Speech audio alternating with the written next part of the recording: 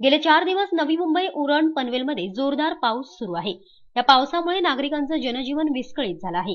नागरिकांना घराबाहेर पडणं देखील या पावसामुळे अतिशय मुश्किल होऊन बसलंय. या मुसळधार पडणाऱ्या पावसामुळे आम्ही देखील नागरिकांना हेच सांगू इच्छितो की जर काम असेल तरच घराबाहेर पडावे.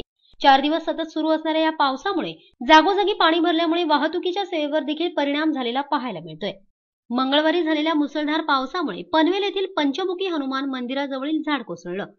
हे झाड कोसळल्याने काही वाहनांचं नुकसान झालं आहे. यामध्ये 2 कार आणि एसटी बसचा समावेश आहे.